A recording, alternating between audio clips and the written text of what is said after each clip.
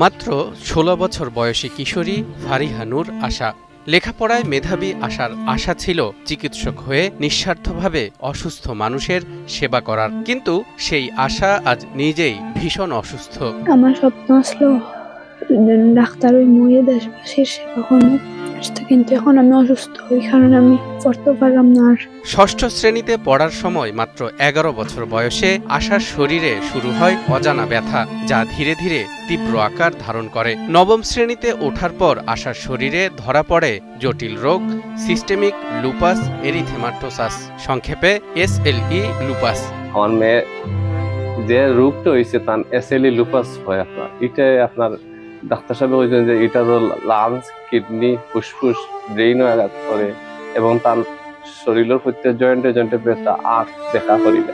বর্তমানে অসহ্য শারীরিক ব্যথা, হাত পা ফুলে যাওয়া, কখনো কখনো রক্তনালী ব্লক হয়ে যাওয়া, এমন নানা জটিলতার মধ্য দিয়ে কাটছে আশার প্রতিটি দিন। আশার বাবা জানান, সন্ধ্যার পর ব্যথা আরও বেড়ে যায়। অনেক সময় যন্ত্রণায় কাঁদতে কাঁদতে অজ্ঞান হয়ে পড়ে সে। আমি চলতে ফিরতে গিয়ে আমার খুব কষ্ট। মেয়ে আমার সামনে কান্দে, বিকাল হইলে যে মেয়ে ব্যথা আরম্ভ হয়, তার শরীরে আড্ডির ভিতর থেকে ব্যথা আরম্ভ হয়, উন্নাদি বান্ধিয়া ফাওয়াত বান্ধিয়া রশিদি বান্ধিয়া রাখে। এমন সময় কানতে কানতে অজ্ঞান হইয়া পড়ে। এদিকে দীর্ঘ প্রায় ৫ বছর ধরে দুরারোগ্য এই ব্যাধির সঙ্গে লড়াই করতে গিয়ে আশা ও তার পরিবার আজ নিঃস্ব, অসহায়। অর্থের অভাবে গত ৩ মাস ধরে বন্ধ রয়েছে তার চিকিৎসা। ডাক্তার সাহেবের লাস্ট পর্যন্ত আমরা হয়েছি আপনার যে তার লাগি একটা চিকিৎসা আছে, একটা ইঞ্জেকশনের দাম ১.৫ লক্ষ টাকা, আর ৩ মাস পরে আর একটা মারা লাগবে ৫০,০০০ টাকার দাম। তখন আমি আর সম্ভব হয়েছে সার্ভে হয়েছে, আর আমার একটা মেডিসিনের ব্যবস্থা হয়ে গেছে, যে মেডিসিন দিয়ে আমি বর্তমানে চালাইতাম পারি।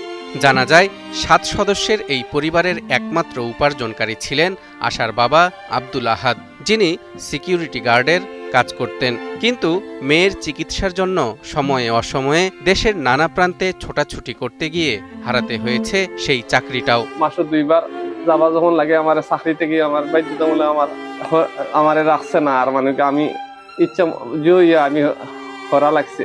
বর্তমানে আশার মা গ্রামের বাড়িতে সেলাইয়ের কাজ করে কোনো রকমে সংসার চালান, কিন্তু সেই সীমিত আয়ে পরিবারের ভরণ পোষণ কিংবা আশার চিকিৎসা কোনোটি সম্ভব হয়ে উঠছে না। 10 পর্যন্ত পড়ালেখা করছি, এখন অসুস্থতার কারণে আমি আর SSC পরীক্ষা দিতে পারছি না, পড়ালেখা এখন করলাম না। সিলেটের জকিগঞ্জ উপজেলার বারোঠাকুরি গ্রামের মেয়ে আশা ১০ম শ্রেণী পর্যন্ত পড়াশোনা করলেও অসুস্থতার কারণে দিতে পারেননি SSC পরীক্ষা। রোগের তীব্রতায় শুধু তার পড়াশোনায় থেমে যায়নি, থমকে গেছে তার ডাক্তার হওয়ার স্বপ্ন। তবে এখনো আশা ছাড়েননি, আবারও ফিরতে চান স্কুলে। এখন সিলেটের অনেক প্রভাবশালী মানুষ আছেন, অনেক ফাউন্ডেশন আছে, ওখান থেকে যদি আমরা সবাই মিলিয়া তাই পাশে দাঁড়াই, তাই সহযোগিতা করি, আশা করা যায় তাই সমস্ত চিকিৎসা করি আবার আগের মতো সুস্থ হইব। মেধাবী শিক্ষার্থী ফারিহা নূর আশাকে বাঁচাতে এগিয়ে আসবে সমাজের বিত্তবান লোকজন, এমনটাই আকুতি জানিয়েছেন আশার পরিবার